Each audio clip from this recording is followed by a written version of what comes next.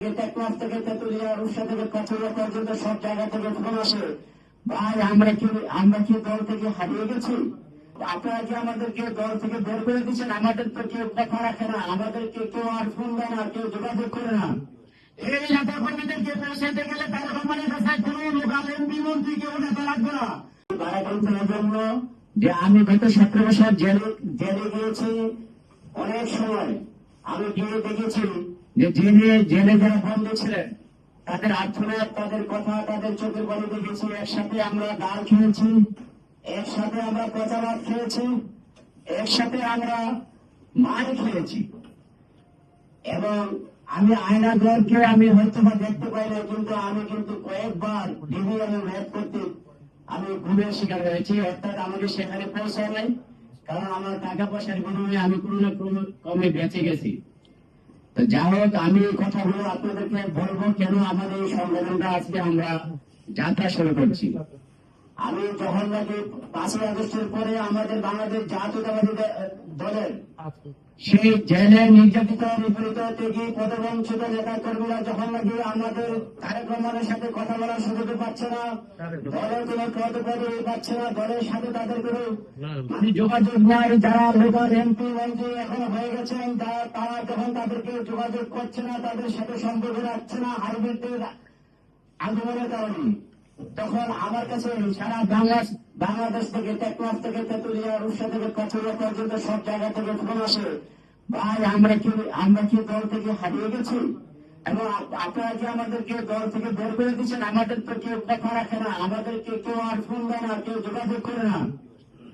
পাশাপাশি তখন তাদের কান্নাকাটি শুনে আমার মন খুব ভারাক্রান্ত হয়, আমার মনটা খুব আবেগপ্রবণ হয়ে যায় যে আসলে আমরা কোথায় আছি, কোথায় যাচ্ছি, কি করবো। এই নেতা কর্মী 17 বছর তারা এখন কেউ ছাত্র দলে নাই, কেউ যুব দলে নাই, কেউ মন দলে নাই, কেউ স্বেচ্ছাসেবক দলে নাই, কেউ অন্য কোনো সংগঠনে নাই।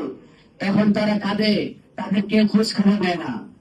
আমি চারিদিকে হাঁটতে থাকি যে তাদেরকে দিয়ে কি করা যায়। আমি যদিও কোনো না কোনো সংগঠনে আছি, আমি বাংলাদেশ জাতীয়তাবাদী সাইবার ফোর্সে আছি, জিয়া সাইবার ফোর্সের সাংগঠনিক সম্পাদক হিসেবে আছি, যুবদলের কর্মীরা যারা যুবদল, আমি শুভ বাণিজ্য বিষয়ের সম্পাদক হিসেবে আছি, অনেকগুলো সংগঠনের সাথে আমি সম্পৃক্ত। কিন্তু আমি থাকলে কি হবে? আমার বাইরে নাই, যাদেরকে নিয়ে আমি মাঠে লড়াই সংগ্রাম করেছি, যাদেরকে নিয়ে আমি পথ চলছি, যারা আমার সামনে গুলি গেছে, যারা আমার সামনে থেকে অ্যারেস্ট হয়েছে, যারা সব হারাইছে, যারা আমার সামনে থেকে অ্যারেস্ট হওয়ার কারণে অনেকের বউ পর্যন্ত তারা দিয়ে চলে গেছে, বাবার জানাজায় যারা উপস্থিত থাকতে পারে না, মায়ের জানাজায় উপস্থিত থাকতে পারে, সেই ভাইদেরকে ছাড়া আমি কিভাবে গুলিয়ে থাকি? আমি খুব ভারাক্রান্ত, আমি খালি কান্নাকাটি করি, আমি আফসোস করি, হতাশায় আমি চারিদিকে ঘোরাফেরা করি। আমি কখনো তারেক রহমান সাহেবের অফিসে আসি এবং তার বাড়ির আশেপাশে বলি, তার লোকজনের সাথে কথা বলি, কি করা যায়, কোনো উপায় ছিল না।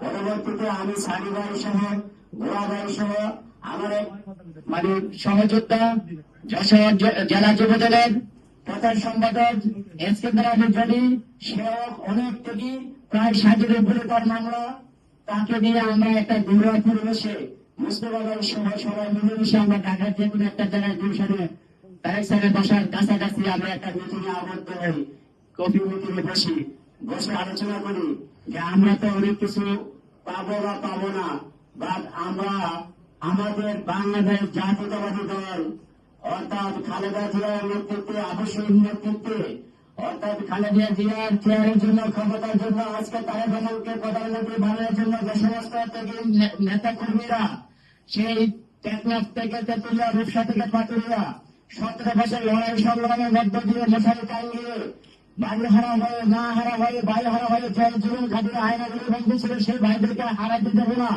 অর্থাৎ তাদেরকে বুকে আগিয়ে দেওয়ার লক্ষ্যই হবে আমাদের কাজ।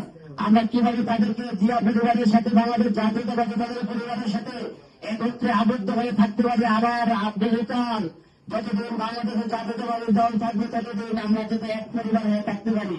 সেখান থেকে আমাদের বাংলাদেশ জাতীয়তাবাদী থেকে মূল্যায়ন পরিষদের যাত্রা শুরু হয়। এখন একটি বৈঠকের মাধ্যমে আমরা সিদ্ধান্ত নিই যে আমরা সারা বাংলাদেশের যেখানে ছাত্রদল থেকে বঞ্চিত হবে, যুবদল থেকে পদবঞ্চিত হবে, মহিলাদের থেকে পদবঞ্চিত হবে, স্বেচ্ছাসেবক দল থেকে পদবঞ্চিত হবে, প্রতিহিংসার কারণে, রাজনৈতিক প্রতিহিংসার কারণে অথবা কোন গ্রুপিংয়ের কারণে হাইব্রিডদের দিলে আমরা সেই সমস্ত ত্যাগীদেরকে আমাদের এই দলে এনে তাদেরকে জায়গায় করে দিয়ে তাদেরকে কারখানার কাছে পৌঁছে দেবো। এই ছিল গত 7 বছর। আপনার লড়াই সংগ্রামী সৈনিক, এরাই ছিল আপনাকে আজকে প্রধানমন্ত্রী বানানোর অর্থাৎ মূল সৈনিক, যাদের কারণে আজকে আপনি প্রধানমন্ত্রী হয়েছেন বাংলাদেশের। আজকে তাদের কথা শুনেন, তাদেরকে দেখেন, তাদেরকে জন্য কিছু করেন। তাদের ছেলেমেয়েরা না হয়ে আছে, তারা আজকে আজকে তারা পথে বসে গেছে। আপনি তাদেরকে দেখেন। এই নেতা কর্মীদেরকে পৌঁছানোর জন্য আমরা কোন মন্ত্রী এমপি রাখবে না। এই নেতা কর্মীদেরকে পৌঁছাতে গেলে তারা কোম্পানির কাছে কোন লোকাল এমপি মন্ত্রী কেউ নেতা রাখবে না। শুধু বাংলাদেশ জাতীয়তাবাদী ত্যাগী মূল্যায়ন পরিষদ যদি পাশে থাকে এবং আপনারা যদি তাকে আগলে রাখেন এই সংগঠনকে, ইনশাল্লাহ কারখানা আপনাদের কথা শুনতে বাধ্য হবেন।